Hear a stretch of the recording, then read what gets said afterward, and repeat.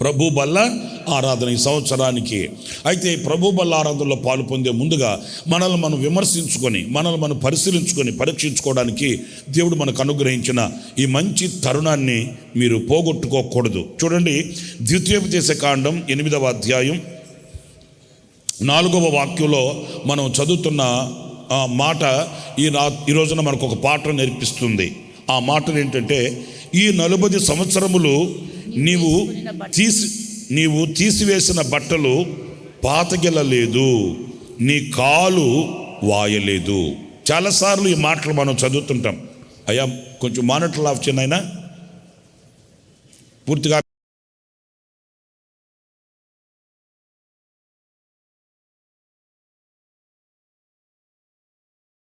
నీవు వేసిన బట్టలు పాతగిల్లలేదు అంటే, ఈ పాతగిల్లిన అనుభవాన్ని ఆయన సహించే దేవుడు కాదండి. ఎందుకు 40 సంవత్సరాలు ఈ బట్టలు పాతగిల్లలేదు అంటే, వాళ్ళ బట్టలు పాతగిల్లనివ్వకుండా ఆయన వాళ్ళని నడిపించుకొని తీసుకుని వచ్చాడు. ఎక్కడ కూడా వాళ్ళని ఆ పాతగిలిన బట్టలతో ఆయన చూడడానికి ఇష్టపడలేదు. ఆ పాతగిలిన బట్టలు, వస్త్రాలు అనేవి ఆయనకి అసహ్యమైనదిగా ఆయన భావించాడు. మీరు అంటారు, ఈనాడు పాతమైనవి మొన్నటి రోజున ప్రారంభంలో కొత్తవే కదండి అంటారేమో. ఆయన ఆలోచన ఏంటంటే, ఏనాటికి ఆనాడు మనం ఒక క్రొత్తదైనటువంటి వ్యక్తిత్వం కలిగిన వారమై, ఒక క్రొత్తదైన అలంకరణ కలిగిన వారమై, ఒక క్రొత్తదైన జీవితం కలిగిన వారమై, ఒక క్రొత్తదైనటువంటి పద్ధతిలో మనం ఆయనకి కనబడాలని ఇష్టపడతాడే కానీ, ఆ పాతగిలిన వస్త్రాలు ధరించుకొని, ఆ పాతగిలిన అలవాట్లలో, ఆ పాతగిలిన ఆ ఆచరణలో ఆయన మనల్ని నడిపించడానికి ఇష్టపడే దేవుడు కానే కాడండి. ఎందుచేత అనంటే, ఆ పాతగిలినది అనే మాట దగ్గర మనం చూస్తే, ఆ వస్త్రము దుమ్ము, ధూళి, మురికి, మట్టి, ఆ అపవిత్రతతో నింపబడి ఉంటుంది కనుక అది పాతగిల్లింది.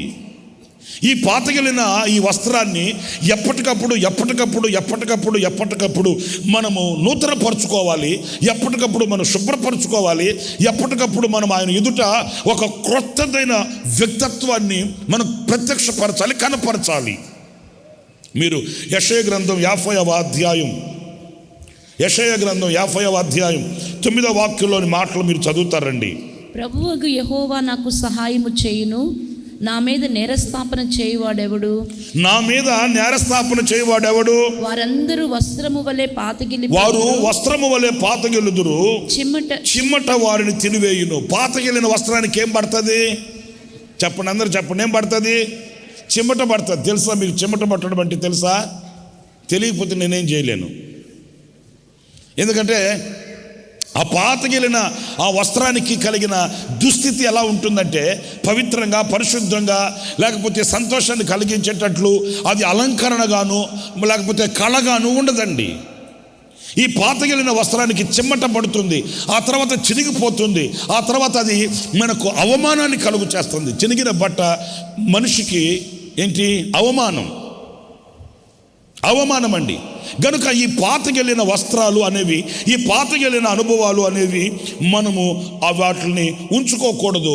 ఆ పాతగిలిన వాటిని ఏం చేయాలనంటే, మనం నూతన పరుచుకోవాలి. పాత సంవత్సరంలో మనం ఎన్నో అనుభవాలు అనుభవించాం, ఆయన చేతిని పట్టుకుని నడిచాం, ఆధ్యాత్మికంగా అభివృద్ధి చెందుతూ ఆధ్యాత్మికంగా ఆశీర్వదించబడిన వారమై వచ్చాము. అయితే ఈ క్రొత్త సంవత్సరంలో, ఈ మొట్టమొదటి ఈ యొక్క ప్రభు వల్ల ఆరాధనలో ఒకసారి మనం ఆ పాతగిలిన వస్త్రాలే ధరించుకొని ఉన్నామా? ఆ పాతగిలిన వస్త్రాలతో ముందుకు వస్తున్నామా? ఆ పాతగిలిన అనుభవాలతో చిమ్మట కొట్టి, మట్టి, మశానం, దుమ్ము, ధూళి ఆ వస్త్రాలకు అంటుకొని ఉంటే అది కూడా గ్రహించలేని ఆ మలినమైనటువంటి ఆ వస్త్రాలను వేసుకొని మరలా ఆయన రక్తమాంసముల యొద్దకు వెళుతామా?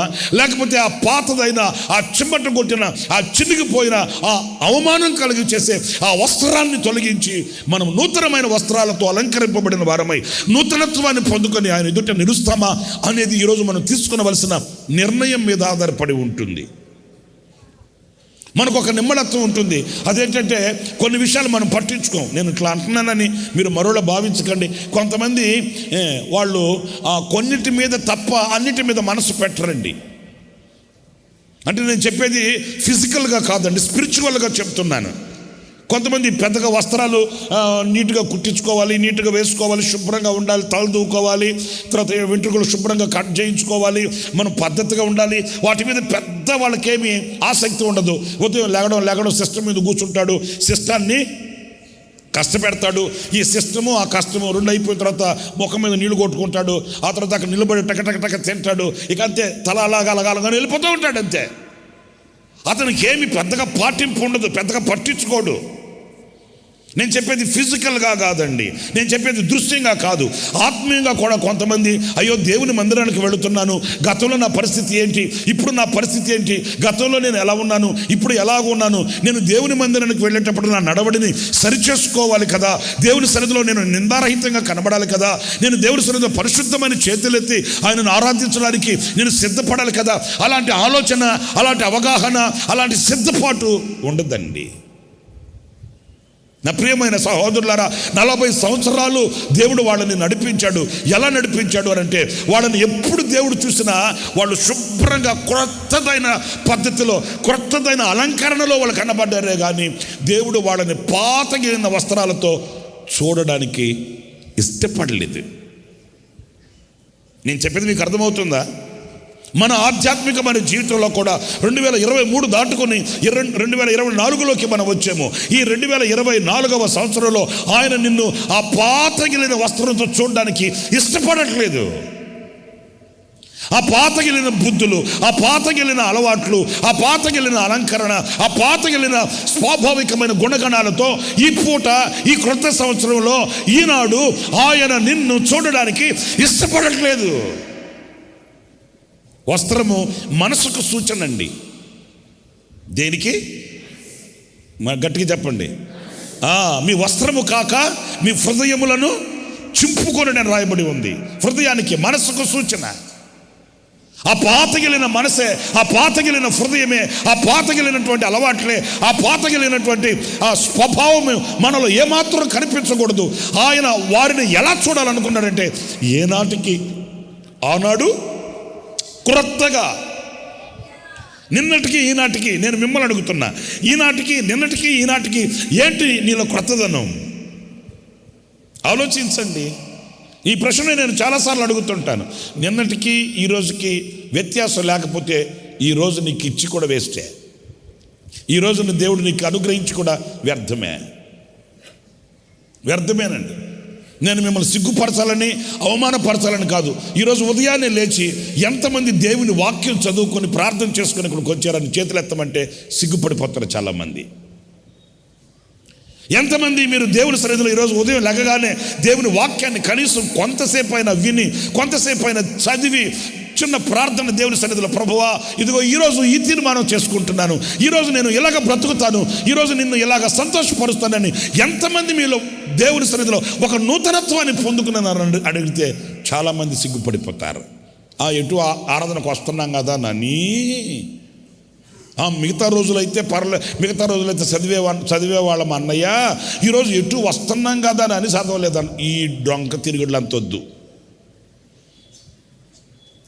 ఎంతమంది మొదట లెగగానే ఆయన పాదపీఠం దగ్గరికి వెళుతున్నారు? ఎంతమంది ఈ రోజున అరుణోదయమున లేచి ఆయన సన్నిధిలో మోకరించగలుగుతున్నారు? ఆయన సన్నిధిలో ప్రభు ఈ రోజున నేను ఒక క్రొత్తదైన రూపంతో, ఒక క్రొత్తదైన అలంకరణతో, ఒక క్రొత్తదైన మనస్సుతో నీ సన్నిధికి వస్తున్నానని ఎంతమంది ధైర్యంగా వెళ్ళగలుగుతున్నారు? లేదు, మనం సో బిజీ. మనం బిల్ క్లింటన్ కంటే బెటర్, బిల్ క్లింటన్ కంటే గొప్పడం మనం. పాపం బిల్ క్లింటన్ వాళ్ళన్న లేచి బైబిల్ చదువుతారంట. నేను విన్నాను, నేను చూడలేదులేండి, వాళ్ళు చెప్తే విన్నా. వాళ్ళు ఉదయాన్నే లేచి బైబిల్ చదువుతారంట, వాక్యం చదువుతారంట. మరి వాళ్ళకి లేని తీరిక మనకి ఎక్కడ వస్తుంది చెప్పండి? వాళ్ళంతా దేశాన్ని, ప్రపంచాన్ని పరిపాలిస్తున్నా వాళ్ళకి బైబిల్, దేవుడి వాక్యాన్ని చదివే అవకాశం, బైబిల్ చదివే అలవాటు ఉంది. నేను విన్నానండి, నేను చూడలేదండి. మన జగన్మోహన్ రెడ్డి గారు, ముఖ్యమంత్రి గారు ఉన్నారు కదా, ఆయన కూడా ఉదయాన్నే లేస్తానే ముందు బైబిల్ చదువుతాడంట. మరి చదువుతాడో లేదో నాకు తెలియదు, ఆయన చెప్పాడు. ఇంటర్వ్యూలో చెప్తే విన్నా, ఇంటర్వ్యూలో చెప్తుంటే విన్నానండి. నేను ఉదయాన్నే లేచి నేను బైబిల్ చదువుకుంటానండి, ప్రార్థన చేసుకుంటానండి, ఆ తర్వాత నా కార్యకలాపాలకు వెళ్తానండి అని మన జగన్మోహన్ రెడ్డి గారు ఇంటర్వ్యూలో చెప్పాడు. ఆయన యథార్థంగా చెప్పాడు, ధైర్యంగా చెప్పాడు. మరి బిల్ క్లింటన్ గారి గురించి నేను విన్నాను, ఆయన ఉదయాన్నే లేస్తానే ముందు బైబిల్ చదివి మోకాళ్ళు వేసి ప్రార్థన చేస్తాడంట. ఈ మధ్య ఒక్కొక్క ఆయన ప్రెసిడెంట్ మారిపోయాడు, ఎవరైనా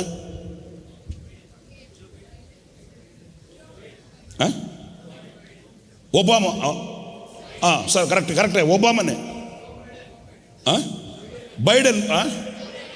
బైడెనా, ఆయన గారు దేవుని మందిరానికి వెళ్ళి మీరు ఫోటో చూసారో లేదో, ఆయన నిలువు మోకాళ్ళు వేసి ప్రార్థన చేసుకుంటున్నాడు. మనకేమో వాళ్ళకంటే గొప్పోళ్ళం మనం. ఆయన మందిరానికి వెళ్ళి నిలువు మోకాళ్ళు వేసి ప్రార్థన చేసుకుంటున్న ఫోటోలు రిలీజ్ చేశారండి. మనం మోకరించలేము, మనం దేవుని సన్నిధికి వెళ్ళలేము, మనం దేవుని సన్నిధిలో కళ్ళు మూయలేము, మనం దేవుని సన్నిధిలో ఆరాధన చేయలేము, మనం దేవుని సన్నిధికి వెళ్ళి ఆయనకి కనపరుచుకోలేము, ఆయనను మనం కనులారా చూడలేము, ఎందుకంటే మనం బిజీ. అందుకే జీవితం అంతా గజిబిజీ.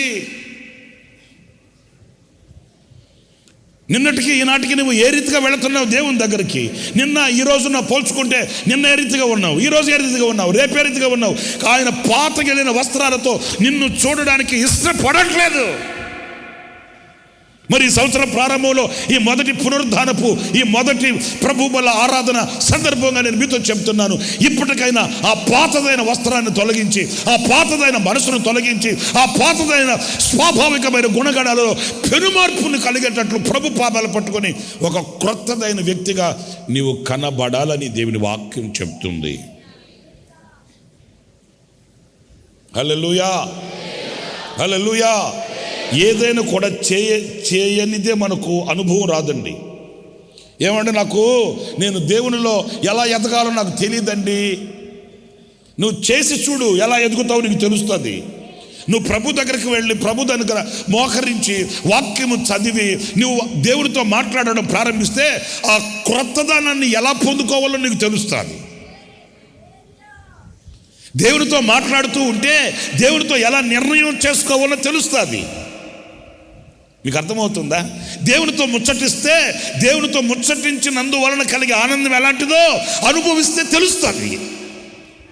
దేవుని సన్నిధిలో మనం ఆయనతో ముచ్చటించి ఆయనతో తీర్మానం చేసుకుంటే అప్పుడు మనలో ఎలాగ క్రొత్తదనం మనలో ఎలా సంప్రాప్తం అవుతుందో, క్రొత్తదనానికి మనం ఎలా నాంది పలుకుతామో, క్రొత్తదనానికి మనం ఎలా అప్పగింపబడతామో, మనలో జనించే ఆ క్రొత్తదనం ఎలా ఉంటుందో అనేది తెలుస్తుంది. అసలు మాట్లాడడమే తెలియకపోతే, దేవునితో ప్రార్థించడమే తెలియకపోతే, ఆయన సన్నిధికి వెళ్ళడమే తెలియకపోతే ఆ క్రొత్తదనాన్ని ఎలా ఆపాదించుకోగలుగుతామండి? వాళ్ళు తెలియని క్రొత్త మార్గాలలో ప్రభు వారిని నడిపించి వాళ్ళని మేఘములోను అగ్నిలోను ఆయన ఉండి నడిపిస్తూ వచ్చాడు. వాళ్ళని ఏనాటికి ఆనాడు క్రొత్తదైన వ్యక్తులుగా ఆయన చూస్తూ వచ్చాడు.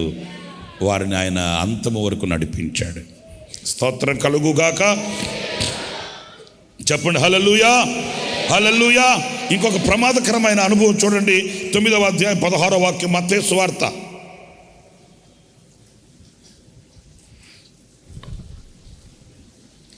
ఎవడును పాత బట్టకు క్రొత్త బట్టకి ఎవడు కూడా క్రొత్త బట్ట మాసిక వేయుడు, క్రొత్త బట్టను మాసిక వేయుడు.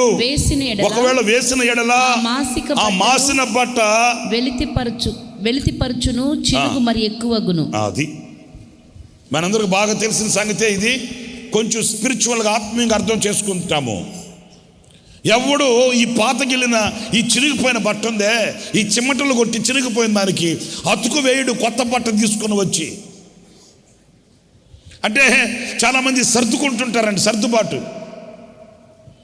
ఆ వస్త్రాన్ని తొలగించండి, ఆ పాతదైన ఆ బుద్ధి విడిచిపెట్టండి, ఆ పాతదైన వస్త్రాన్ని తొలగించి క్రొత్త మనసును ధరించుకోండి, క్రొత్త వస్త్రాన్ని ధరించుకోండి అంటే అలా చేయరండి. ఏం చేస్తారు? ఆ పాత బట్టకి మరలా కొత్తదైన తీర్మానాలు కొన్ని చేస్తారు. కొత్తదైన బట్టను తీసుకొని వచ్చి దాన్ని ఏం చేస్తారు? అతికేస్తారు. మన భాషలో మాట్లాడుకుందాం కాసేపు. వాక్యం ఏమంటుంది, ప్రభు ఏమంటాడంటే, ఒరే ఈ పాత దానికి ఈ కొత్తది ఎలా సెట్ అవుతుంది అనుకుంటావు? అదేమో రాలిపోయి ఊసిపోయి కలర్ పోయి రంగు పోయి మట్టి మశానం దుమ్ము ధూళి పిసులుగా ఊడిపోతుంది. దానికి మరలా ఈ క్రొత్తదైన మాసిక తీసుకుని వెళ్ళి క్రొత్తదైన దాన్ని తీసుకెళ్ళి మరలా దానికి అతికేస్తే ఎలా ఉంటుంది? అది ఇది ఎలా కలుస్తుంది? అది ఇది రెండు కలిసి ఎలా ఉంటాయి? ఆ బుద్ధి ఈ బుద్ధి రెండు ఎలా ఉంటుంది? ఆ తీర్మానం ఈ తీర్మానం ఎలా కలిసి ఉంటావు? ఆ బుద్ధితో ఈ బుద్ధితో రెండు అడ్జస్ట్ అయిపోదామని ఎలా వెళ్ళగలుగుతావు అనుకుంటావు నువ్వు? పాతది విడిచిపెట్టరు, కొత్తది విడిచిపెట్టరు. ఏమండి, ఈ సంవత్సరంలో ఈ ప్రభు వల్ల ఆరాధనలో నేను తీర్మానం చేసుకుంటున్నానండి అంటావు. ఏమని తీర్మానం చేసుకుంటావు? ప్రభు నేను ఎలాగా చేస్తాను అంటావే కానీ ఆ పాతదాన్ని విడిచిపెడతాను ఆయన అని అంటావా? ఏంటండి అక్కడ చూస్తారేంటి నన్ను? ఆ పాతది విడిచిపెట్టకపోతే ఈ కొత్తదాన్ని విడిచిపెట్టకపోతే అది ఇది రెండు ఉండాలంటే ఎలా కుదురుతుంది? దాని రంగు వేరు, దీని రంగు వేరు, దాని పరిస్థితులు వేరు, దీని పరిస్థితులు వేరు. నువ్వు క్రొత్తదైన పద్ధతిలో నువ్వు క్రొత్తదైన వస్త్రాన్ని ధరించుకొని ఆయనకు ఒక నూతన పరచబడిన వ్యక్తిగా ఒక నూతనమైన వ్యక్తిత్వం కలిగి నువ్వు ఉండమంటే ఆ పాతదానికి మరో కొత్తదాన్ని అతికేస్తావేంటి? ఆ పాతది విడిచిపెట్టవా? ఆ పాతదైన దానిని తీసివేయవా? ఆ పాతదైన దానిలో నుండి బయటకు రావా? ఆ పాతదైన ఆ స్వభావాలలో నుండి విడిపించబడి శుద్ధీకరింపబడవా? నా ప్రియమైన సహోదరులారా, దేవుని సముఖంలో మనం ఎలా ఉన్నాము, దేవుని సన్నిధిలో మనం ఎలా బ్రతుకుతున్నాము, దేవుని ఎదుట మనం ఎలా నిలుస్తున్నాం అనేది ఒక ప్రశ్న. ఈ పునరుద్ధానపు వేళ మనల్ని మనం దేవుని వాక్యమని వెలుగులో సరిచేసుకోవాలి. మనం దేవుని వాక్యం ఎదుట మనల్ని మనం విమర్శించుకోవాలి. పరిశుద్ధుడైన పౌలు అంటాడు, నన్ను నేను విమర్శించుకుంటాను, నన్ను ఒకరు విమర్శించడం నాకు తగదు. పరిశుద్ధుడైన పౌలు చెప్తాడు, మనల్ని మనం విమర్శించుకున్న ఎడల మనం తీర్పులోనికి రాకపోదుముగాక. మనల్ని మనం విమర్శించుకుంటే, మనల్ని మనం సరిచేసుకుంటే, నా వస్త్రాలు ఎలా ఉన్నాయి? పాతగిలిన వస్త్రాలతో నేను ఉన్నానా? ఆ పాతగిలిన స్వభావంతోనే వస్తున్నానా? ఆ పాతగిలిన అలంకరణతోనే, ఆ పాతగిలినటువంటి స్థితిలోనే నేను దేవుని సన్నిధికి వస్తున్నానా? లేక దేవునితో నేను నిబంధన చేయబడిన వ్యక్తిని వస్తున్నానా? స్తోత్రం, హల్లెలూయా, హల్లెలూయా. ఆ క్రొత్తదైన అనుభూతిని ఆయన ఆశిస్తున్నాడు. చెప్పండి, గట్టిగా చెప్తాం, హల్లెలూయా, హల్లెలూయా. కనుక ఈ మొదటి ఈ ప్రభు బల ఆరాధనలో నా ప్రియ సహోదరులారా, మన వస్త్రములు పాతవా లేకపోతే క్రొత్తవా? క్రొత్తవా అంటే నేను చెప్పేది ఈ భౌతికంగా మనం వేసుకున్న ఈ వస్త్రాలని కాదు నేను చెప్పేది. మనసుకు ధరించుకునే ఒక అలంకరణ ఉంది. మనసుకు ధరించుకోవలసిన ఓ పరిశుద్ధత ఉంది. అలాంటి ఆ అలంకరణ మనం కలిగి ఉండాలని దేవుని వాక్యం చెప్తుంది. ఇక్కడ ఒకటి పాతగిలిన వస్త్రము మనకు కనిపిస్తుంది. ఇక రెండవ అనుభవం కూడా నేను మీతో జ్ఞాపకం చేస్తాను. మత్తయి సువార్త 9వ అధ్యాయం 17వ వాక్యం. మరియు పాత తిత్తులలో క్రొత్త ద్రాక్షరసం పోయరు. ఈ రెండవ అనుభవం ఏంటంటే పాత తిత్తులు. ఈ పాత తిత్తులలో క్రొత్త ద్రాక్షరసము పోయరు.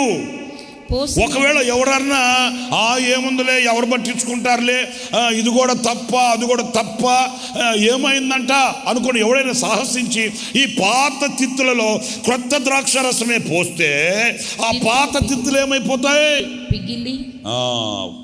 పిగిలిపోతాయి. హల్లెలూయా, హల్లెలూయా, హల్లెలూయా, హల్లెలూయా. ఈ పాత తిత్తులు, పాత రోజుల్లో ఉండేవి తిత్తులు అంటే బ్యాగ్స్. ముసలోళ్ళు చిన్న చిన్న సంచుల్లాగా బ్యాగుల్లాగా కుట్టించుకొని దాంట్లో డబ్బులు గిబ్బులు వేసుకునేవాళ్ళు. మన వాళ్ళకి కొంతమందికి సిటీలో పుట్టి పెరిగిన వాళ్ళకి ఈ కంప్యూటర్ పిల్లలకి తిత్తులు అంటే తెలీదు వాళ్ళకి. వాట్ ఈస్ దిస్ తిత్తులు అంటారు వాళ్ళు. అప్పుడు మనకు చూపించాలి వాళ్ళకి. సరే, వాళ్ళ భాషలో కూడా మనం 2 మాటలు మాట్లాడుకుందాం. బ్యాగ్స్, సంచి. అర్థమవుతుందా? ఈ పాత సంచులలో క్రొత్త ద్రాక్షరసం పోయరు. ఎందుకని? ఈ క్రొత్త ద్రాక్షరసాన్ని భరించగలిగిన ఆ స్టామినా ఆ పాత తిత్తులకి లేదు. అది పాతదైపోయి, అది చీకిపోయి, అది పాడైపోయింది. ఈ పాతదైన ఆ తిత్తులలో, ఆ సంచులలో, ఆ జీవితాలలో, ఆ హృదయాలలో క్రొత్త ద్రాక్షరసం ఎలా పోస్తాం చెప్పండి? ఒకవేళ పోసేమే అనుకోండి, ఆ క్రొత్త ద్రాక్ష రసాన్ని భరించగలిగిన ఆ క్రొత్తదైన దీవెనను, ఆ క్రొత్తదైన అభిషేకాన్ని, ఆ క్రొత్తదైన నూతనమైన ఆ కృపని పొందుకోగలిగిన స్టామినా ఆ పాత తిత్తులకి ఎక్కడుంది? కొందరు ఆ పాత తిత్తులు పట్టుకుని తిరుగుతున్నారండి. ఏ పాత సంచులు? నా ప్రాణమా యెహోవాను సన్నిధించుము, నా అంతరంగంలో నన్ను సమస్తమైన పరిశుద్ధ నామమును సన్నిధించుము, నా ప్రాణమా యెహోవాను సన్నిధించుము. ఏంటి ఇంకంతే? ఇంక నాలుగో మాట రాదా? నాకు తెలియదండి. ఇది ఎంత పాత తిత్తో.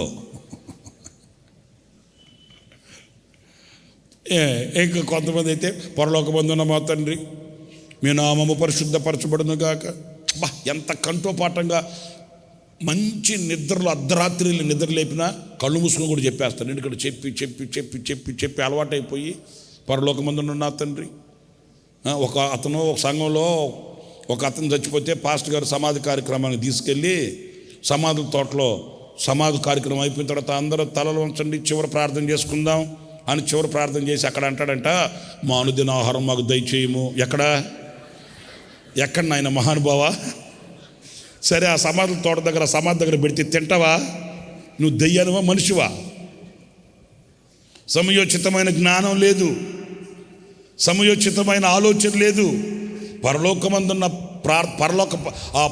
పరలోక సంబంధమైన ప్రార్థన ఎందుకు నేర్పించాడంటే ఆయన, మీరు ప్రార్థన చేసేటప్పుడు ఈ భావన ఉండేటట్లు ప్రార్థన చేయండి నాయన అని చెప్పాడు. పరలోకమందు మనకు ఒక తండ్రి ఉన్నాడు, ఆయన ఒక పరిశుద్ధ నామం, ఆయన నామాన్ని స్తుతించండి. మీకు అర్థమైందా? భావనను గుర్తుపట్టం. ఆయన ఏం చెప్తే అయ్యే చిలక పలుకులు. పరలోకమందున్న మా తండ్రి మీ నామం పరిశుద్ధపరచబడును గాక, మీ రాజ్యం వచ్చును గాక. మా రుణస్తులు మేము క్షమించినట్లు ఒక్కరు కూడా క్షమించదు. అన్ని దొంగ మాటలు, అబద్ధపు మాటలే. ఎవరిని క్షమించరు. అడుగుతారు, నేను క్షమించినట్లు నువ్వు నన్ను క్షమించు ప్రభు అంటాడు. నువ్వు ఎవరిని క్షమించలా, నిన్ను నేను క్షమించలా. మరి అంతే కదా, మనం ఒకరిని క్షమిస్తే కదా ప్రభు మనల్ని క్షమించేది. మనం ఎవరిని క్షమించము, ఇంట్లో ఉన్న కోడలు కూడా క్షమించము, ఇంట్లో ఉన్న పని మనుషులు కూడా క్షమించము. మనల్ని మాత్రం దేవుడు మనం చేసిన పనులన్నీ కొట్టేసి లెక్కంతా తీసేసి పుస్తకాలు సించేసి మనల్ని మాత్రం ఆయన క్షమించాలి. ఎట్లా కుదురుతుందండి? ఈ క్రొత్త ద్రాక్షరసం దేనికి సూచన చెప్పండి? దేనికి సూచన? ఆయన రక్తానికి సూచన. అది ఆనందానికి, పరిశుద్ధతకు సూచన. ఆయన ఒక పాత్రను ఎత్తుకొని ఇది మీ కొరకైన నా క్రొత్త నిబంధన రక్తం అని ఆ ద్రాక్ష రసాన్ని ఆయన పంచాడు. ఈ క్రొత్తదైన ఈ యొక్క శక్తి కలిగిన ఈ రక్తాన్ని ఆ పాత తిత్తుల్లో ఎలా పోస్తావు అనుకుంటావు? ఆ పాత జీవితంలో ఎలా ఉంచుకోవాలనుకుంటావు? ఆ పాత బ్రతుకులలో ఈ క్రొత్తదైన జీవితాన్ని ఎలా సెట్ చేయాలనుకుంటావు? ఎలా ఉంచాలనుకుంటావు? నా ప్రియమైన సహోదరులారా, ఈ పాత తిత్తులలో ఈ క్రొత్త ద్రాక్ష రసాన్ని మనం పోయకూడదట. అలాగ పోస్తే దాని వలన మనకు చేటు కలుగుతుంది, దాని వలన మనకు అనర్థాలు కలుగుతాయి, కానీ మేలు కలగదండి. లూకా సువార్త 12వ అధ్యాయం 33వ వాక్యంలో ఒక చక్కటి మాట ఉంటుంది, చూడండి. మీకు కలిగిన వాటిని అమ్మి ధర్మము చేయుడి. పాతగిల్లని సంచులను, వినండి, ఇక్కడ మంచి మాట ఉంది. పాతగిల్లని సంచులను అంటే పాతవి కాని సంచులను, పరలోకమందు అక్షయమైన ధనమును సంపాదించుకొనుడి. అక్కడికి దొంగరాడు చిమ్మట కొట్టదు. ఇప్పుడు నేను మీకు బాధాకరమైన ఒక మాట చెప్తాను. భరించాలి, సహించాలి, ఓర్చుకోవాలి, నేర్చుకోవాలి. తప్పదు. తల్లబాట్లు వేసుకొని బైబిల్ పట్టుకొని వచ్చి కూర్చున్నారు కనుక నేను కూడా మైకు బట్టి నిలబడ్డాను కనుక నేను చెప్పాలి, మీరు వినాలి. తప్పది అంతే. అదేంటంటే మీకు కలిగిన దానిని అమ్ముతారా? నాకు ఏమి వినిపించట్లేదు పాస్టర్ గారు అంటారా? మట్టిపాము ఉందే, మట్టిపాము ఉందే. ఈ మట్టిపాము అంట పాములు ఆడిచ్చేవాడు అని ఓతుంటే ఏం పట్టించుకోదంట. ఏంటి పాపం వీడు ఊపి ఊపి ఊపి ఊపి ఊపి ఊపి వీడు అలసిపోవాల్సిందే. మీ పిల్లలు అని ఊపుతుంటాడా? ఏం పట్టించుకో. మామూలు పాములు అయితే ఆడుతాయి, మామూలు పాములు అయితే ఆడతాయి. ఈ మట్టి పాము ఉందే, ఈ మట్టి పాము ఆడదంట. వీడు ఊపి ఊపి ఊపి. ఎందుకంటే ఆడు ఊదేటప్పుడంట తోక తీసుకొచ్చి చెవులో పెట్టుకుంటుందంట. ఎందుకంటే అది వినబడితే ఆడాల్సి వస్తుంది కదా. మీకు మర్మాలు తెలియదు కదా ఇట్లాంటివి. మరి అది ఇంటే ఎక్కడ ఆడాల్సి వస్తుందోనని ఈ మట్టి పాము పెద్ద దొంగది, యమాన వేషాలేస్తుంది, యమాన నాటకాలు వినబడినట్టే ఉంటుందంట. ఏంటంటే తోక తీసుకొచ్చి చెవులో పెట్టుకుంటుంది, ఇక మౌనంగా ఉంటుంది. ఏంటి ఆడవేంటి? What is this?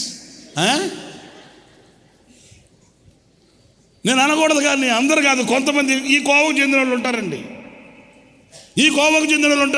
ఇలాంటి మాటలు చెప్పినప్పుడు ఏంటంట పాస్టర్ గారు చెప్పేది? అదే మనకు కలిగిన దాన్ని అమ్మి పాత గిల్లని, అంటే కొత్తదైన సంచులను కొనుక్కోమంటున్నాడు. సందు చివరు కాదే తల్లి, సంచులు.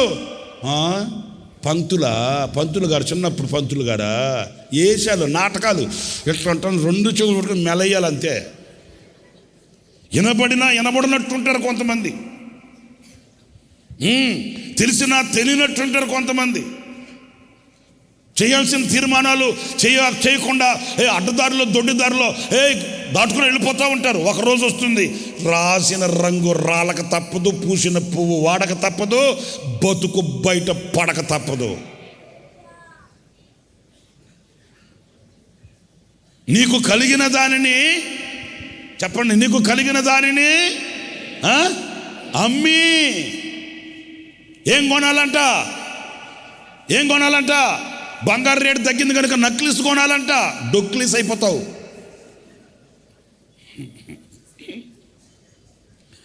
నీకు కలిగిన దాన్ని అమ్మి రియల్ ఎస్టేట్ పడిపోయిందంట, 2 ఎకరాలు కొనంటావు.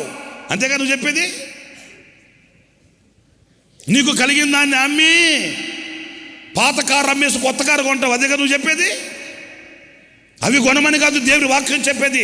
నీకు ఎంత కలిగి ఉన్నా, ఏమి కలిగి ఉన్నా, నీవు ఒక క్రొత్త సంచిలాగా లేకపోతే, నువ్వు ఏమి కొన్నా, ఏమి ఉంచినా, ఏది దాచినా, ఏది ఉంచి నువ్వు అట్టి పెట్టి రాబోయే 4 తరాలకి ఒకవేళ నువ్వు పేర్చి పెట్టినా అది నీకు వ్యర్థమైన సంపాదనగా మారిపోతుంది. జాగ్రత్త.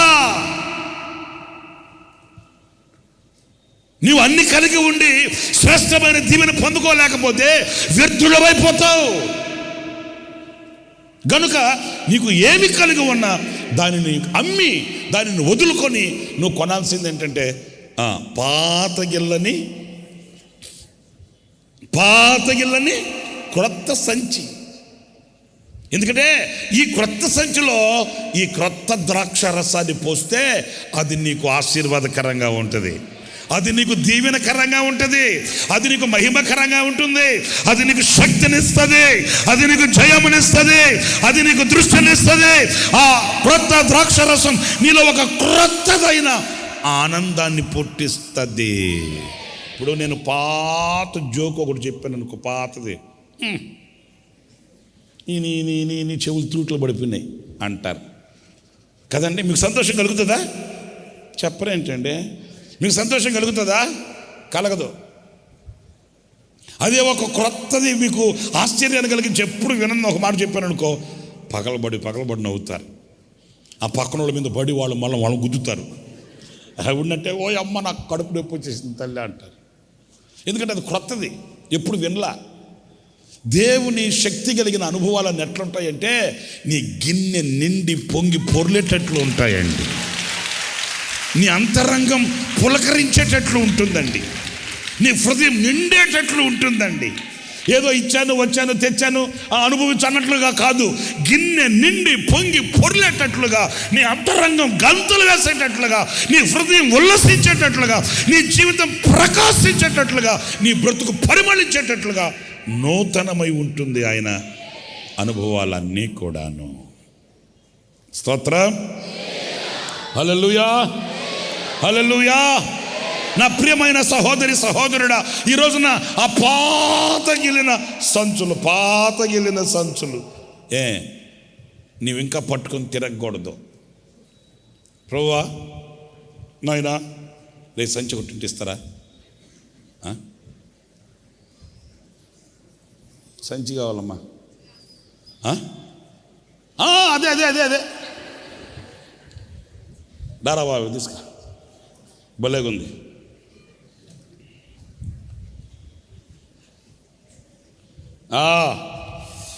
కరెక్ట్ సరిపోయింది.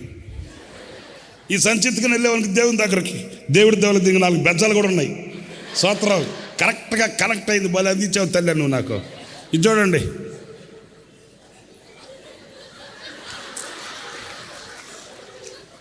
ఇది పాత సంచి. ఇప్పుడు దీన్ని తీసుకుని వెళ్ళావు, పాత సంచి.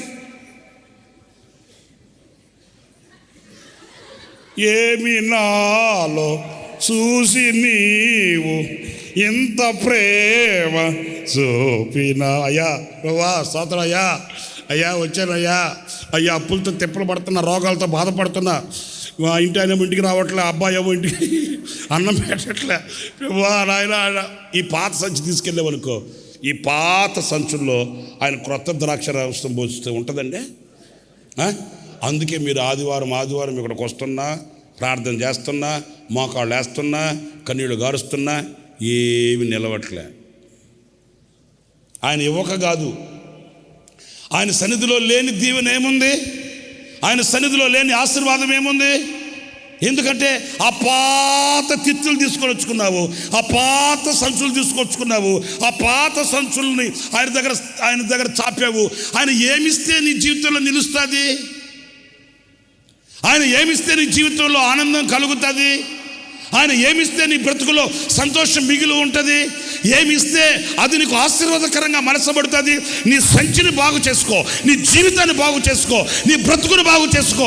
ఆ పాత గిల్లిన సంచులు విడిచిపెట్టి పాత గిల్లని ఒక క్రొత్తదైన అనుభూతిని నువ్వు అనుభవించగలిగితే ఆయన నీ సంచులో పోసే ఆ ద్రాక్షరసం నీకు చెప్పసఖ్యము కాని ఆనందాన్ని పుట్టిస్తుంది. హల్లెలూయా చెప్పండి, హల్లెలూయా హల్లెలూయా. కొంతమంది చేతిలో ఎప్పుడో 70 ఏళ్ళు కొన్న సంచి ఒకటి ఉంది. ఎప్పుడు 70 ఏళ్ళు, దానికి అంతా అతుకుల బొంతే. ఆ 60 ఏళ్ళలో, ఆ 80 ఏళ్ళలో, ఆ 94లో ఎప్పుడో కొన్న ఒక సంచి ఒకటి ఉంది. ఆ సంచి ఒకటి పెట్టుకుని తిరుగుతూ ఉంటారు. స్వార్థ కూటాలకు వస్తారు, మరలా ఏమో గుడార పండగకు వస్తారు, మరలా ఏమో ఆరాధనకి వస్తారు, మరలా ఏమో ఏదో ఎక్కడ కూటాలు పెడితే, ఎక్కడ వాక్యం చెప్తుంటే అక్కడికి వెళ్తారు, ఇక్కడికి వస్తారు, మళ్ళీ అక్కడికి వెళ్తారు, మరి అక్కడికి వెళ్తారు. మరి ఎక్కడికి వెళ్ళినా దేవుడు అంటాడు, నేను నిన్ను ఎంతగా ఆశీర్వదించాలనుకున్నా నీ సంచి పాత తిత్తులైపోయాయి. ఈ పాత తిత్తులలో క్రొత్తదైన ఆశీర్వాదాన్ని ఇవ్వడానికి కుదరదు. ఈ పాత సంచులలో ఈ క్రొత్త ద్రాక్షరసం, ఇది శక్తి కలిగిన ద్రాక్షరసం, ఇది మహిమ కలిగిన ద్రాక్షరసం, ఇది నా రక్తం అనేది పిండబడిన గానుగులలో తొక్కబడి పిండబడిన ఈ రక్తముతో కూడిన శక్తి కలిగిన ఈ ద్రాక్షరసాన్ని ఈ పాత తిత్తుల్లో ఎలాగా పోస్తారండి? మనము నూతనపరచబడాలండి. మీకు ఒకవేళ ఆస్తి కలిగిన, ఒకవేళ ధనము కలిగిన, ఏమి ఉన్నప్పటికీ మీకు కలిగిన వాటిని అమ్ముకోండి, విడిచిపెట్టండి. అవి మీకు శ్రేష్టమైనవి కావు, అవి మీకు ఘనమైనవి కావు, అవి మీకు ఉన్నతమైనవి కావు. మీ జీవితంలో దైవ ఆశీర్వాదాలు నిలవగలిగిన క్రొత్త సంచి మీకుంటే ఆయన నీకు పిడికెడు విప్పితే చాలు, గుప్పిలు విప్పితే చాలు, నీ బ్రతుకు నిండి పొంగి పొర్లిపోతుంది. హల్లెలూయా హల్లెలూయా. అప్పుడు ఏంలే, ఇలాగా సంచిని అలాగ పడితే దేవుని సన్నిధిలో ఆయన ఊరకనే చేత్తో అటంటే చాలు, ఈ సంచి నిండిపోద్ది. ఎందుకంటే ఇది కొత్తదైన సంచి, మనకు ఆనందాన్ని ఇస్తుంది. అదే చెప్పాను కదా, ఇదనుకో వేసినట్టే ఉంటుంది కానీ ఇంటికి వెళితే మరలా అదే తన్నులు. అయ్యో చర్చకి వచ్చినది అంటున్నారు ప్రభు, తంతారు. మరి మరలా ఇంటికి వెళితే అదే కన్నీళ్ళు, మరలా ఇంటికి వెళితే అదే బాధ. మరలా జీవితంలో రేపటి నుంచి మళ్ళీ సోమవారం నుంచి యదా ఎందుకని నిలిస్తేగా సంచిలో చిల్లి సంచి ఒకటి వేసుకొని తిరుగుతా ఉన్నావు, తెల్ల బట్టలు వేసుకొని. మళ్ళీ దానికి సోకు ఒకటి పట్టట్లే, ఇది సగంగా తగ్గించుకొని ఏ సంచి చెప్పరేంటి? ఏ సంచి? మేము కీస్తాను, మేము ఓసన్నా చర్చికి వెళ్తాం. ఓసన్నా చర్చికి వెళ్తావు, మంచిదే. నీ సంచి సంగతి ఏంటి? ఓసన్నా చర్చికి వెళితే మంచిదే. నీది క్రొత్తదైన సంచి, పవిత్రమైన సంచి అయితే ఓసన్నా మందిరానికి వెళితే 4 మాటలే వింటే చాలు, ఆశీర్వదించబడిపోతావు. హల్లెలూయా. నీ బ్రతుకులో ఆనందం కనిపిస్తుంది, నీ బ్రతుకులో సంతోషం కనిపిస్తుంది, నీ జీవితంలో రమ్యత కనిపిస్తుంది. నీవే ఒక పత్రికగా సాక్షిగా బ్రతకగలుగుతావు ఒక క్రొత్తదైన జీవితం అనుభవాలలో. అలా కాకుండా నువ్వు చిల్లి సంచి చేసుకుని ఓసన్నా మందిరంకి వచ్చిన ప్రయోజనం ఏంటి? నా ప్రియమైన సహోదరులరా, ఈ మొదటి ప్రభు బల్ల ఆరాధనలో మిమ్మల్ని మీరు పరిశీలించుకోండి, పరీక్షించుకోండి, మిమ్మల్ని మీరు విమర్శించుకోండి. ఇంకా పాతదైన సంచుల్లో ఎందుకు నేను దీవింపబడాలని ఆశిస్తున్నాను? నా అవివేకం కదా, నా అజ్ఞానం కదా, నా మూర్ఖత్వం కదా అని తెలిస్తే పశ్చాత్తాపడండి. నైనా నేను ఆ పాతదానికి మాసిక వేసుకొని అతుకులు వేసుకొని ఆ బాగానే ఉన్నానులే, సరిపోతుందిలే అని సర్దుబాటు చేసుకుంటున్నాను, కానీ నేను దిద్దుబాటు చేసుకొని నా బ్రతుకుని మార్చుకోలేకపోతున్నాను. అందుకే ఈ కన్నీళ్ళు, అందుకే ఈ శాపం.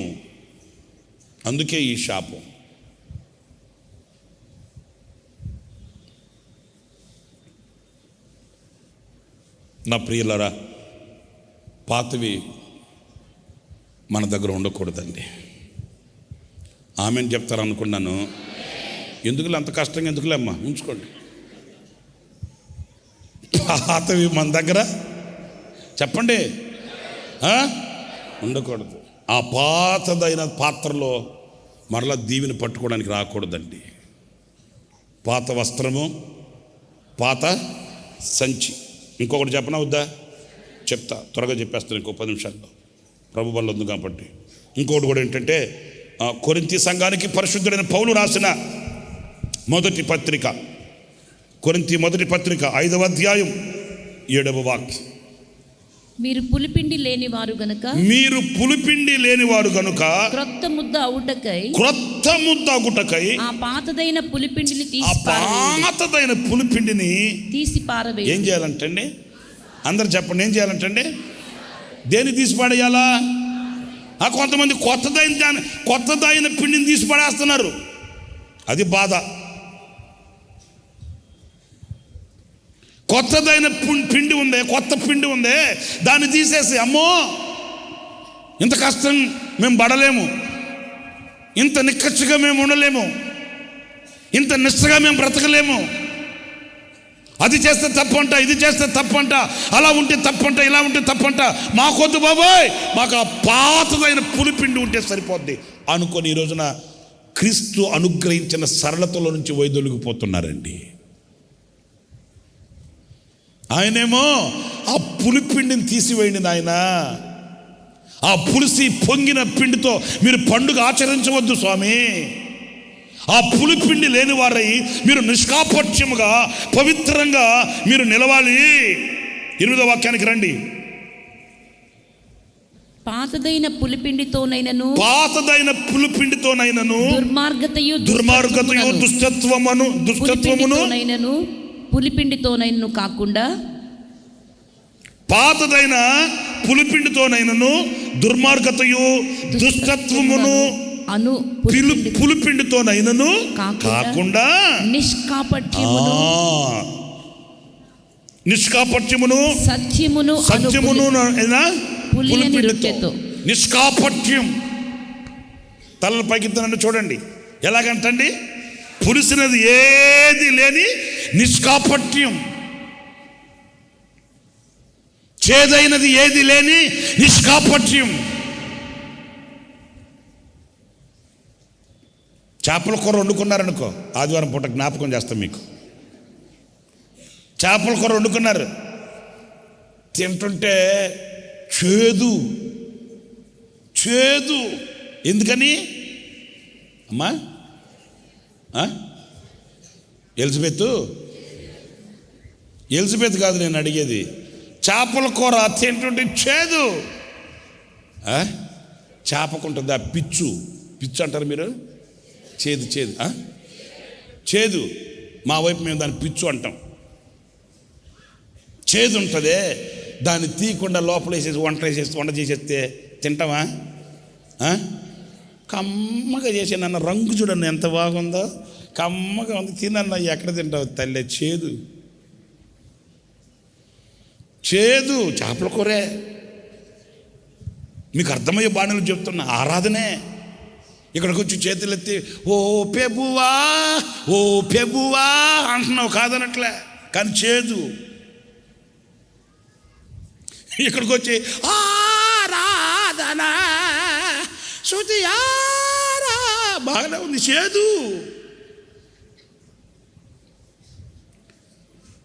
ఈ పులిపిండిని తీసివేస్తే క్రొత్త ముద్ద పరిశుద్ధంగా ఉంటుంది, పవిత్రంగా ఉంటుంది, ఆనందకరంగా ఉంటుంది. ఆ పులిసిన పిండిని ఎందుకు? ఆ కొంచెం పులిపిండి ముద్దంతటిని ఏం చేస్తుంది? ఆ కొంచెం పులిపిండి నీ జీవితాన్ని అంతటిని ఏం చేస్తుంది? ఆ దుష్టత్వం, దుర్మార్గతనే ఆ కొంచెం పులిపిండి నీ యావత్ జీవితం మీద ప్రభావితమై నిన్ను ఆయనకు దూరం చేసి, నిన్ను ఆయనకు విరోధిని చేసి, నిన్ను శపింపబడిన అనుభవానికి తీసుకుని పెడుతుంటే, ఇంకా నిమ్మక నీళ్ళెత్తినట్లు ఈ క్రొత్త సంవత్సరంలో కూడా ఆ చేదు అనుభవాల్ని, ఆ పులిపిండిని ఎందుకు పెట్టుకుని ఉన్నావు గుండెల్లో? ఏంటండి ఆ దుర్మార్గత, ఆ దుష్టత్వాన్ని ఎందుకు నీవు తీసివేసుకోలేకపోతున్నావు? చాలా భయంకరమైన పరిస్థితి అండి, బహుభయంకరమైన పరిస్థితి. దుర్మార్గత, దుష్టత్వం అనేది లారీలు టన్నులు దిగాల్సిన అవసరంలే. కొంచెం చాలు ముద్దంతటిని చెడపడానికి. బుక్కవాని తైలంలో ఈగ ఎంత ఉంటుంది, లారీ ఎంత ఉంటుందా? ఈగ ఎంత ఉంటుంది, లారీ ఏనుగు ఎంత ఉంటుందా? ఈగని లారీ పిలిచి లారీకి ఎక్కించాలా? నవ్వుతారేంటి? ఈగని లారీ పిలిపించి లారీ ఎక్కించాలని అంటున్నా. పాపం అతని తైలమేమో డబ్బా నిండా ఉంది, డబ్బా నిండా తైలంలో ఈగ ఎంత, దాని బొతుకెంత? ఈ ఈగ పడిందనుకో అంత తైలం ఏమైనట్టు? ఆ పులిసిన పిండి కొంచెం నీ యావత్ జీవితాన్ని ఏం చేసినట్టు? మరి నీ యావత్ జీవితాన్ని పాడు చేసే ఆ కొంచెం పులిపిండి, కొంచెం పులిపిండి. ఏంటి పులిపిండి? పాతదైనా 10 లీటర్ల పాలు ఉన్నాయండి. 10 లీటర్ల పాలలో 15 లీటర్లు తోడేస్తావా? గ్లాస్ ఎత్తుకొని ఇల్లు తిరుగుతావు. అక్క తోడుందా? ఏ తోడమ్మా? 10 లీటర్ల పాలలో ఎంత తోడేస్తావు? చెప్పరేంట్రా నాయన? అమ్మా, మీకు ఒక ఆశ్చర్యమైన సంగతి చెప్పనా? మీరు కొంచెమే అన్నారు కానీ ఒక మాట, మీరు వేసే కొంచెము తోడేస్తే మెజారిటీ తోడుదా పాలదా? లెక్క చెప్పండి, లేకపోతే వచ్చి పడేస్తాను నేను మీ దగ్గరికి. మెజారిటీ పాలదా తోడుదా? పాలదు కదా. 10 లీటర్ల పాలు మెజారిటీ, తోడెంత? ఇంత. మరి మెజారిటీ పాలదైతే మెజారిటీ ఏమైపోద్ది? లొంగిపోద్ది. దేనికి? ఇది కొంచెంకి. ఇది మైనారిటీ, అది మెజారిటీ. కానీ ఈ మైనారిటీ మెజారిటీని మార్చేస్తుంది, అది బాధ. అరే ఇంత మెజారిటీ ఈ మైనారిటీకి, ఈ కొంచెంకి ఏమైపోయింది? దివాలా ఎత్తేసింది. లొంగిపోయింది, శూన్యమైపోయింది. ఈ కొంచెం పులిపిండి ముద్దంతటిని పులయ చేసింది. ఇప్పుడు ఆ పులిపిండి తీసుకెళ్ళి చెత్త కుప్పలో పడేశారు.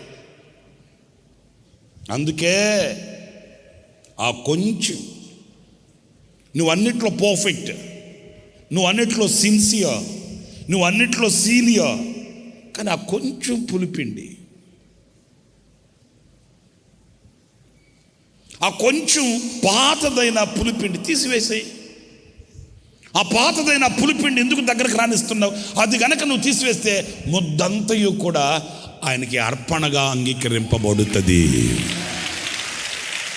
హల్లెలూయా, హల్లెలూయా, హల్లెలూయా. ఈ మొదటి ఈ మొదటి ప్రభు వల్ల ఆరాధనలో నా ప్రియ సహోదరులారా, ఏ పులిపిండి నీ మనసునంతటిని చెడిపేస్తుంది, ఏ పులిపిండి నీ హృదయాన్ని కలవరపరుస్తుంది, ఏ పులిపిండి నీ మనసుకు నెమ్మది లేకుండా చేస్తుంది, దైవ ప్రేమ లేకుండా చేస్తుంది, దేవుని మీద దృష్టి లేకుండా చేస్తుంది, దేవుని మీద విశ్వాసం లేకుండా చేస్తుంది, దేవుని సన్నిధి మీద ఆసక్తి లేకుండా చేస్తుంది, దేవుని కార్యాల మీద ఉజ్జీవం లేకుండా ఎందుకు నిర్జీవం చేస్తుంది?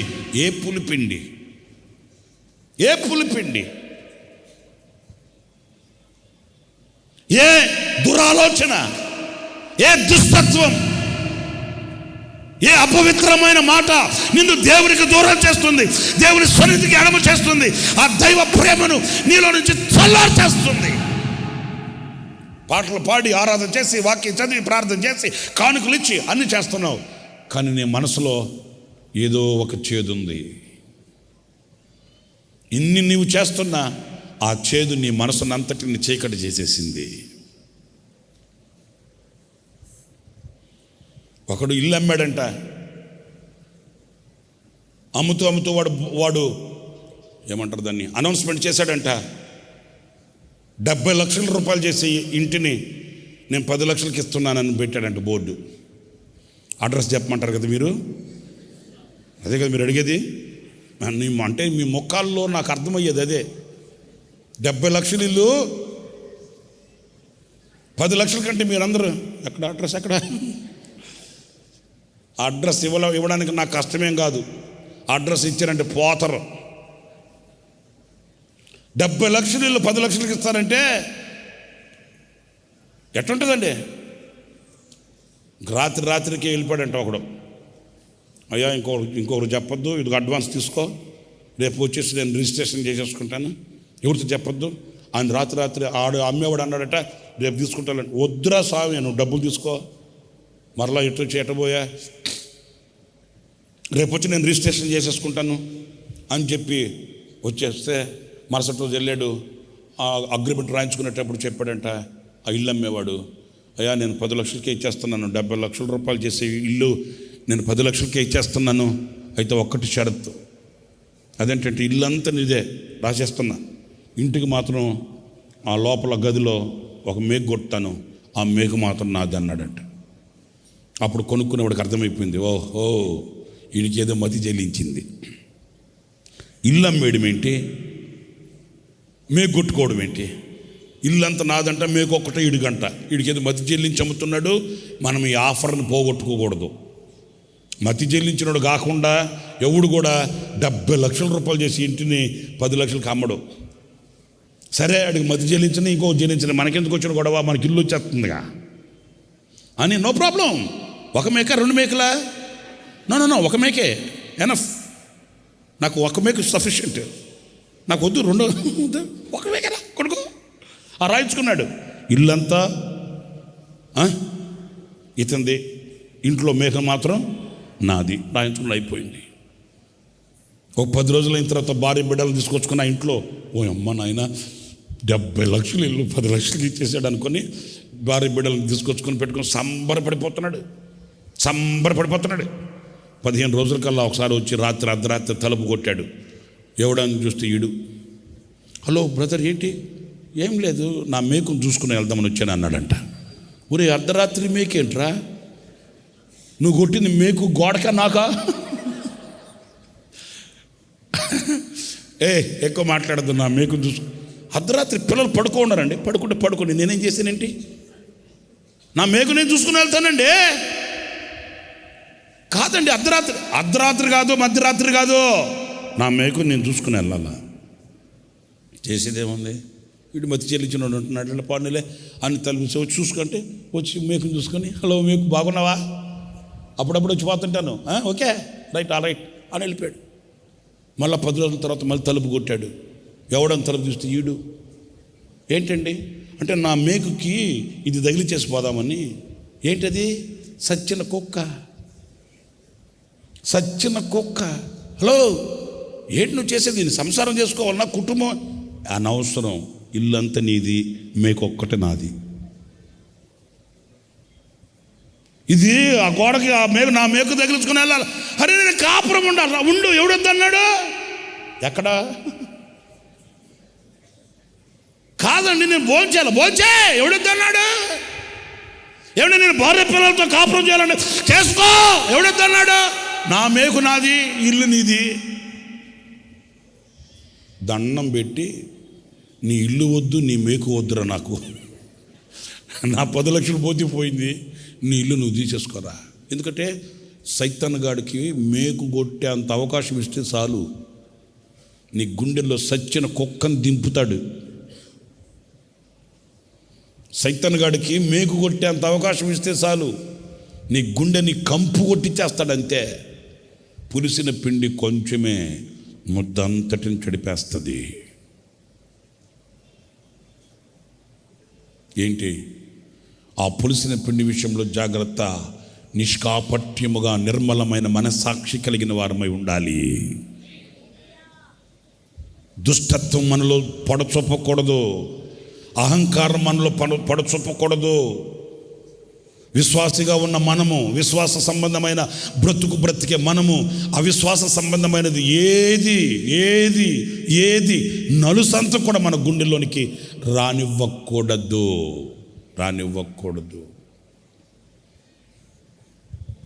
ఏదైనా కూడా మనం పవిత్రమైన ముద్దగా, పవిత్రమైన హృదయముగా మనం ఉండాలి. ఆ పాతదైన పులిపిండి మనలోనికి చెప్పండి, మనలోనికి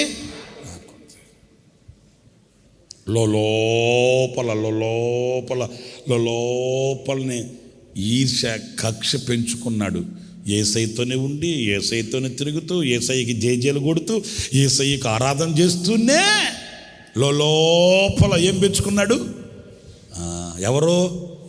ఇస్కరియోతు యూదా అంటే అర్థం ఏంటి? చెప్పండి, మీరు చెప్పండి. యూదా అంటే అర్థం ఏంటి? మరి స్తుతిస్తూనే పెట్టుకున్నాడా ఈర్ష్య? ఆరాధిస్తూనే లోపల మలినాన్ని దాచుకున్నాడా? అవును. నేను యేసుని వెంబడిస్తున్నాను అంటూనే, నేను యేసుని ఆరాధిస్తున్నాను అంటూనే, నేను యేసుకు సొంతం, నేను ఆయన సేవకుడిని, నేను ఆయన శిష్యుడను, నేను ఆయన వాడను అంటూనే చేదైన వేరు గుండెల్లో పెట్టుకున్నాడు. ప్రభువుకు తెలీదా? ప్రభువుకి కానరాదా? ఈ చేదైన, ఈ అనుభవం, ఈ పాతదైన ఈ పులిపిండి ఇతనిని చెడిపేస్తుంది, ఇతనిని చంపేస్తుంది, ఇతనిని ఈడ్చుకుని పెడతాదని ప్రభువుకు తెలియదా? అందుకే హెచ్చరిస్తూ వచ్చాడు. ప్రభువుకు తెలుసు, ఈ రొట్టెలో పాలు పొందుతున్నవాడు మీలో ఒకడు, వాడిని సాతాను ఈడ్చుకొని వెళ్ళిపోతాడు. ప్రభువుకు తెలుసు. ఈ కొంచెం పులిపిండి ఎంత దుస్థితికి తీసుకుని వెళ్ళిపోతుందో ప్రభువుకు తెలుసు. అందుకే ఆయన వేదనతో చెప్పాడు, మీలో ఒకడు. ఈ ఇస్కరియోతు యూదా అంటాడు, ప్రభువా నేను కాదు కదా. అబ్బా, ఎంత సాఫ్ట్గా మాట్లాడతాడో, ఎంత శుతిమెత్తగా మాట్లాడతాడో. మనకు ఆశ్చర్యం, అరే ఏంటి ప్రభు ఇతని మీద అనుమానపడుతున్నాడు, ప్రభు తప్పు చేస్తున్నాడేమో అనిపిస్తుంది మనకు. ఎందుకంటే మనకు పై రూపం తెలుసు, దేవునికి అంతరంగం తెలుసు. నీకు అర్థమవుతుందా? ఎందుకు ప్రభు ఊరకనే ఇలాగ అంటున్నాడు? మీలో ఒకడు. అతనికి ఎంత బాధగా ఉంటుంది. మనలో మనం ఎవరు అప్పగిస్తాం ఆయన్ని? ఎందుకు మనల్ని అనుమానిస్తున్నాడు? అరే అవా అనుమానిస్తున్నాడా, లేకపోతే ఇంకా కూడా అవకాశం ఇస్తున్నాడా? నీకు అర్థం కావట్లే. అనుమానించడం కాదు, నీకు అవకాశం ఇవ్వడం. అప్పటికైనా నాకు ఇప్పుడు కూడా నాకు బాధ ఏంటంటే, ఆ డబ్బు మూట తీసుకుని వెళ్ళి ఆ వాళ్ళ దగ్గర ఇసురుగొట్టి, నేను నిరపరాధిని మీకు అప్పగించండి, నన్ను క్షమించండి అని వాళ్ళని అడగకపోతే పరిగెత్తుకుంటూ వెళ్ళి ప్రభు పాదాలు పట్టుకుని ఉంటే క్షమించుండేవాడు కదా. వాళ్ళ దగ్గర పడిన వాళ్ళ పాదాలు పట్టుకునేది ఏందో యేసయ్య పాదాలు పట్టుకుని ఉంటే నువ్వు బతుకుండేవాడు కదా. నాకు అదే మాట తెలుస్తుందండి నా మనసుని. నువ్వు ఉరేసుకొని ఆ తాడు దిగి పొట్టబగిలి చచ్చేదానికంటే ప్రభు అరే అంత దుర్మార్గుడైన బరబ్బాను క్షమించాడు దేవుడు. ప్రక్కలో బల్లపు పోటు పడిచి ఆయన రక్తాన్ని కళ్ళ చూసిన రాక్షసులను క్షమించాడు ప్రభువు. వీపు నాకటి చాలు వలె దున్నపడుతూ ఉండగా ఆయన రక్తమంతయు కారిపోతుండగా అంత క్రూరంగా ప్రవర్తించిన ఆ శత్రువులను క్షమించాడు ప్రభువు. నిన్ను క్షమించాడంటాయా?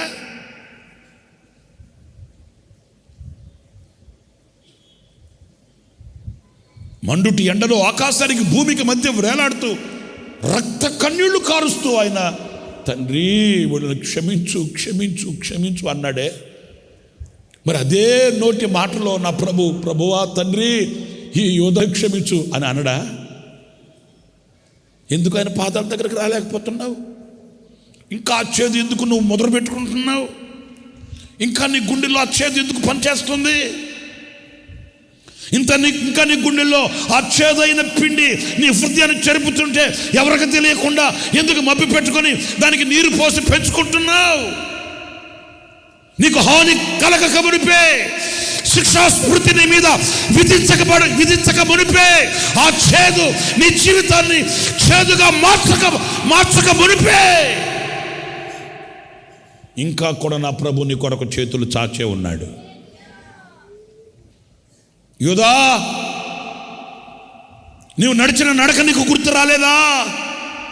యూదా, ఆయన చేతితో తుంచి పంచి నీకు ఇచ్చిన ఆ యొక్క సహవాసం నీకు జ్ఞాపకం రాలేదా? యూదా, నువ్వు చూసిన అద్భుతాలు నీకు జ్ఞాపకం రాలేదా?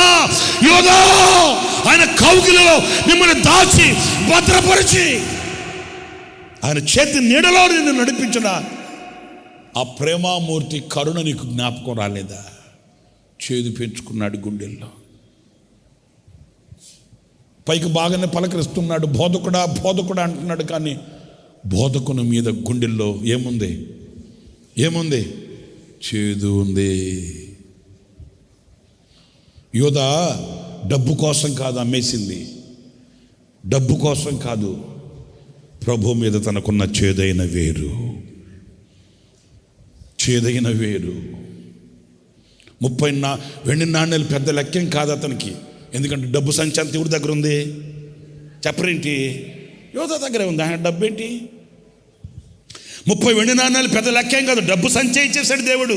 ఎందుకు ఇచ్చాడు డబ్బు సంచి యోధా? ఎందుకంటే అతడు 30 వెండి నాణ్యాలకి పాలు పాడతాడని తెలుసు. ఎందుకు డబ్బు సంచి ఇచ్చాడంటే, అరే బాబు డబ్బు ఇదిగో నీ చేతికి ఇస్తున్నాను. 30 వెండి నాణ్యాలు పెద్ద లెక్కేం కాదు. నీకు ఎంత కావాలంత తిను, ఎంత కావాలంటే అంత ఖర్చు పెట్టుకో. కాకపోతే నీ గుండెల్లో ఉన్న చేదు పోగొట్టుకో. నీ మనసులో ఉన్న ఆ పులిపిండిని పోగొట్టు, చేతులు తీసివే. నీకేం కావాలో అది ఇస్తాను, నీకు ఎంత కావాలో అంత ఇస్తాను. ఇదిగో డబ్బు సంచి తీసుకో. యోధాకి డబ్బు కాదు కావాల్సింది, చేదు పడిపోయింది గుండెల్లో. బహు ప్రమాదకరమండి. ఎంతటి విశ్వాసనైనా ద్రోహ కార్యాలకి పాల్పడేటట్టు చేస్తుంది చేదైన వేరు.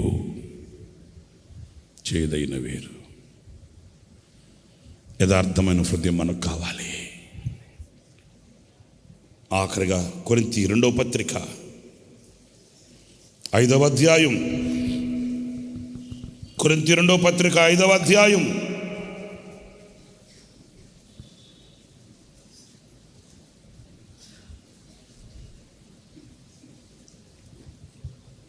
17వ వాక్యం. ఎవడైనను క్రీస్తునందున్న ఎడల ఎవడైనా క్రీస్తునందున్న ఎడల వాడు నూతన సృష్టి. వాడు నూతన సృష్టి. చప్పట్లు కొట్టండి, గట్టిగా కొట్టండి చప్పట్లు. ఆమేన్. Second subject. పాతవి గతించే పాతవి గతించెను, ఇదిగో క్రొత్త వాయను. ఇదిగో క్రొత్త వాయన. పాతవన్నీ ఏమైపోవాలి చెప్పండి, ఏమైపోవాలి?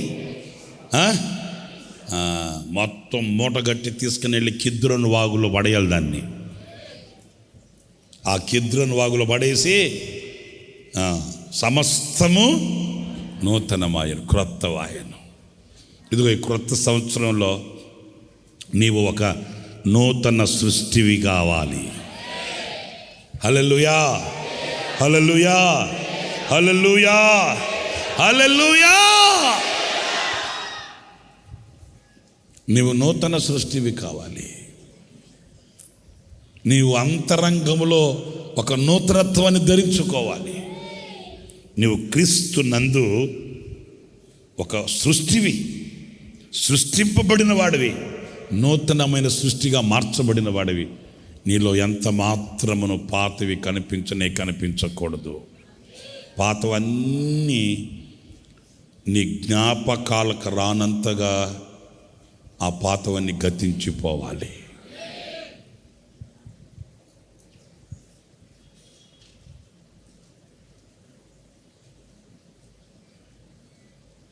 భీమవరంలో నేను సేవ చేస్తున్నప్పుడు,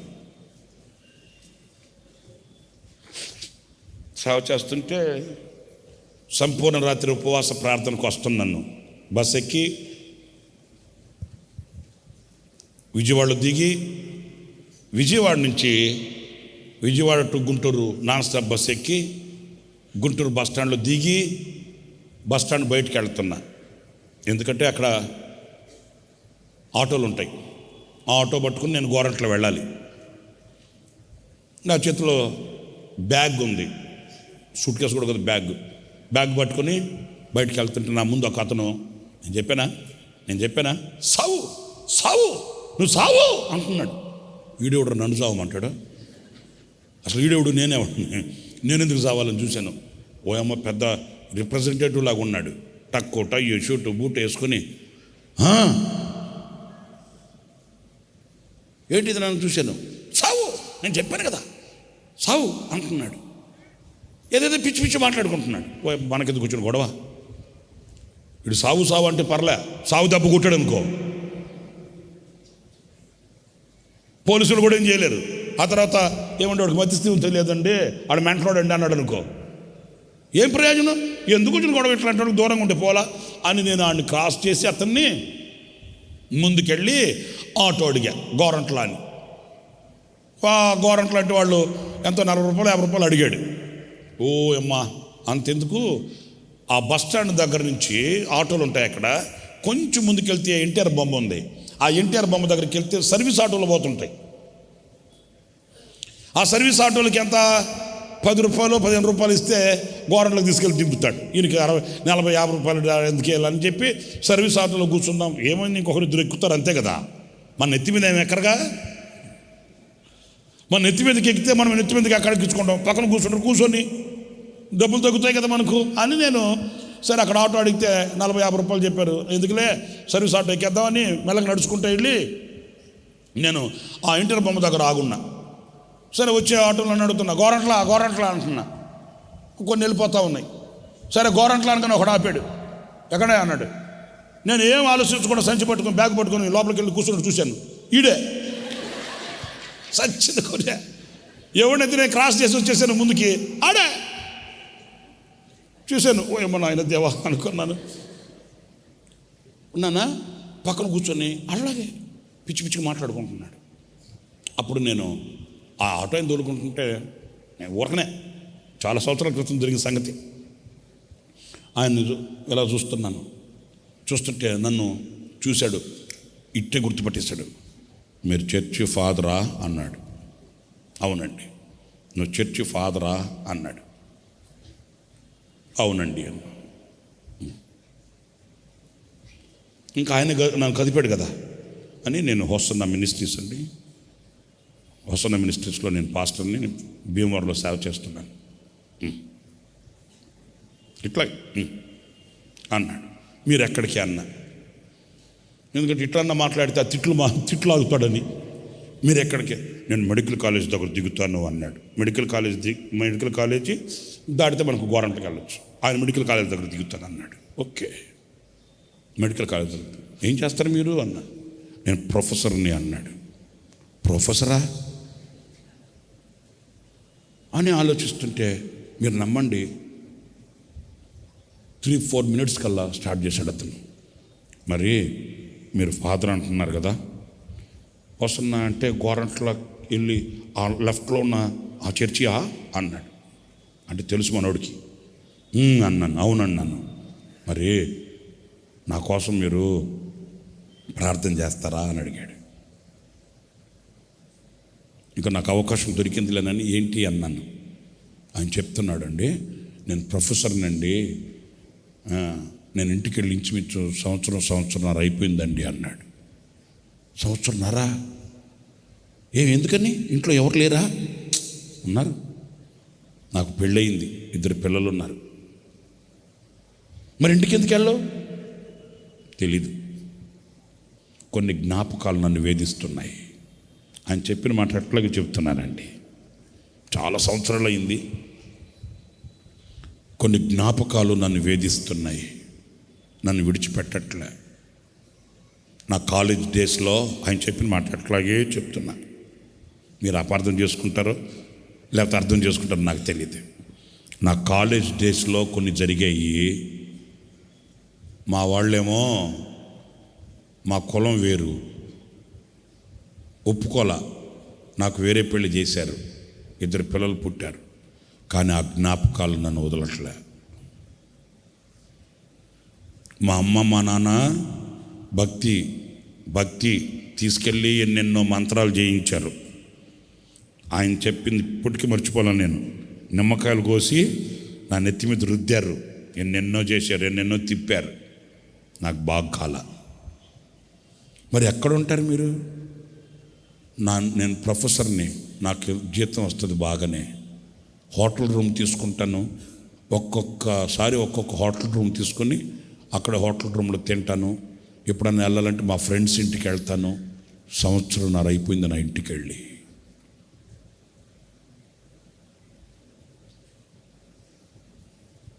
ఇంచుమించు సంభాషణ లార్జ్ సెంటర్ కొంచెం ముందు ఆ లూథరన్ చర్చి ఉంది, అక్కడ స్టార్ట్ అయి ఉంటుంది అనుకుంటాను.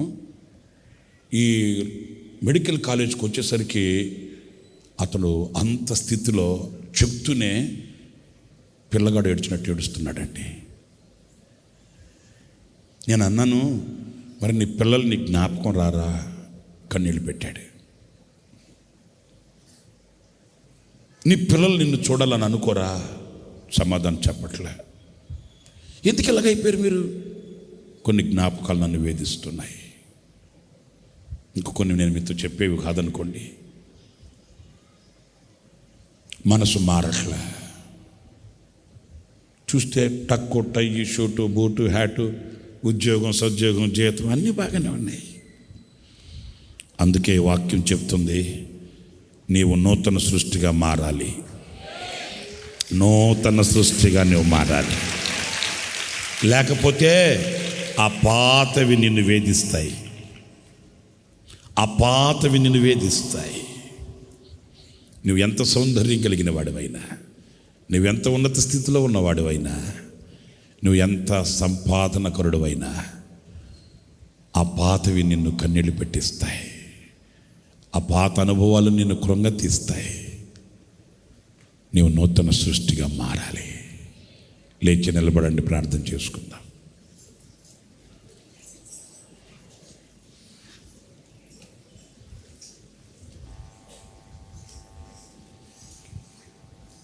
నీకు బహుదూరమైన నన్ను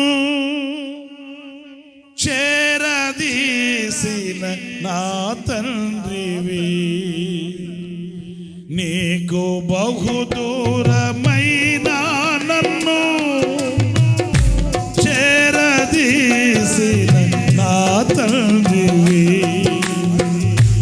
నిత్య సుఖ శాంతియే నాకు నీదు కౌగిలిలో, నిత్య సుఖ శాంతియే నాకు నీదు కౌగిలిలో, శాశ్వతమైనది నీవు నా ఎడ చూపిన కృపా, అనుక్షణం నన్ను కన్ను పాపవనే, అనుక్షణం నన్ను కన్ను పాపవనే ఆచిన కృపా, శాశ్వతమైనది నీవు నా ఎడ చూపిన కృపా. కళ్ళు మూసి ఒక్కసారి తలంచండి. ఆ పాత వస్త్రాలే ఉన్నాయా? ఆ పాతదైన సంచులే ఉన్నాయా? ఆ పాతదైన పులిపిండితోనే ఉన్నావా? నూతన సృష్టిగా మారుతావా? కళ్ళు మూసి ధ్యానపూర్వకంగా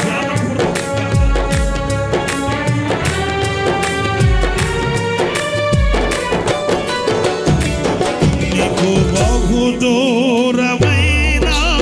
నన్ను చేరదీసిన నా తండ్రివి,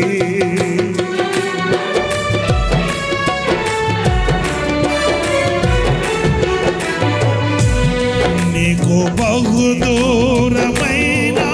నన్ను చేరదీసిన నా తండ్రివి, నిత్య సుఖ శాంతియే నాకు నీదు కౌగిలిలో, నిత్య సుఖ శాంతియే నాకు నీదు కౌగిలిలో,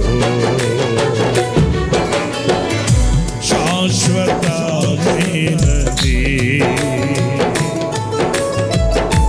నీవు నా ఎడ చూపిన కృపా.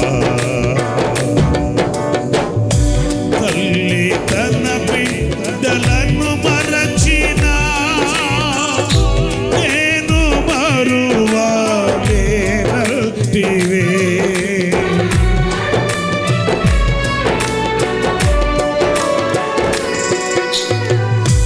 తల్లి తన బిడ్డలను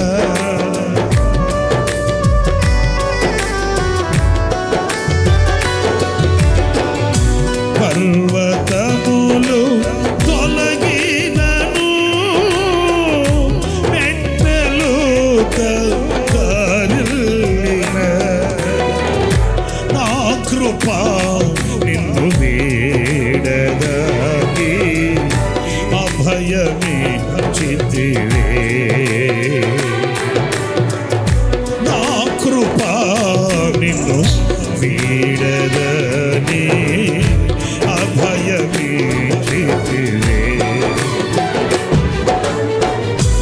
యేసయ్యా నీ కృపా, యేసయ్యా నీ కృపా, యేసయ్యా నీ కృపా, యేసయ్యా నీ కృపా, నిత్య సుఖ శాంతియే నాకు నీదు కౌగిలిలో చాలును నీ కృపా, చాలును నీ కృపా, చాలును నీ కృపా,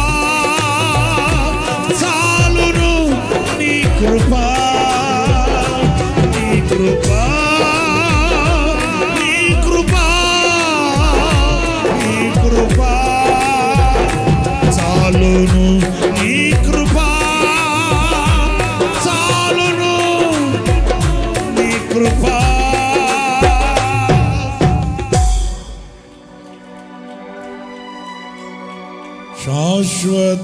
శాశ్వతమైనది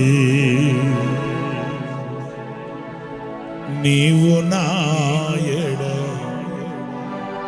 చూపిన కృప.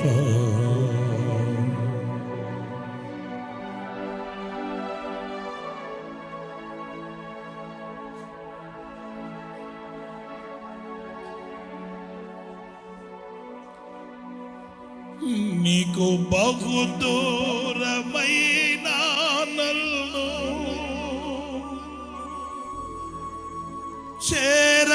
చేరదీసిన నా తండ్రి,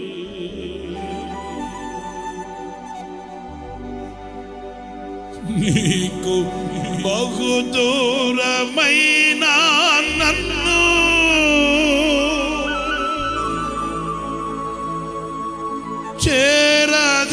చేరదీసిన నా తండ్రివి.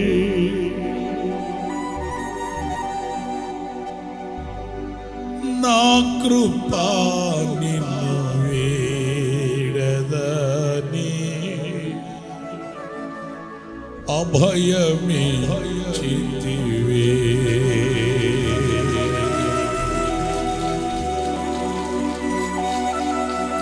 నా కృపా నిన్ను వీడదని అభయమిచ్చితివే.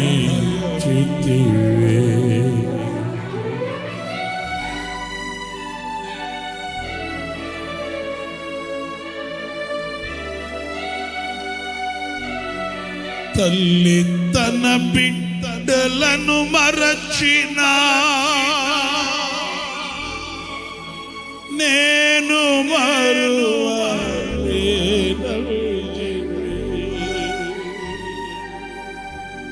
చేతులెత్తి పాడదామా, చేతులెత్తి పాడదామా. తల్లి తన బిడ్డలను మరచినా నేను మరువలేను, నేను మరువలేను, నేను మరువలేను, నేను మరువలేను.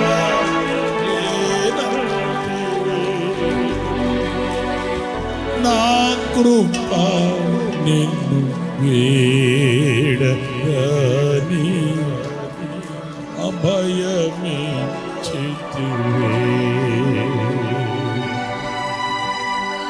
నా కృప నిన్ను వీడని అభయమిచ్చితివే.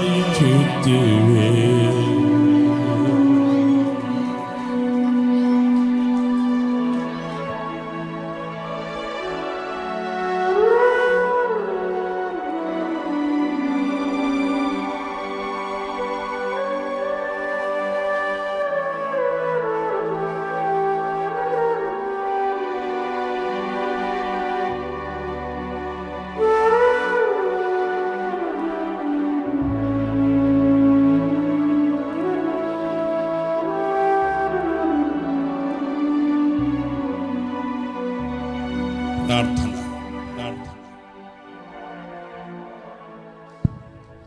పరిశుద్ధుడైన తండ్రి, ఆశ్చర్యకరుడానికి స్తోత్రాలు. ఈ మొదటి ప్రభు బాలారాధన ఈ నూతన సంవత్సరములో ప్రభు తండ్రి మీరు మాకు అనుగ్రహించినందుకు ఆయనకి స్తోత్రాలు. నేటి దినమున మమ్మల్ని సజీవులుగా మీ సన్నిధిలో చేర్చి మా స్తుతి సింహాసనంపై ఆసీనులై ఈ ఉదయకాలమున వాక్యము చేత మీరు మమ్మల్ని శుద్ధీకరించినందుకై నీకు కృతజ్ఞతాస్తుతులు చెల్లిస్తూ ఉన్నాను తండ్రి.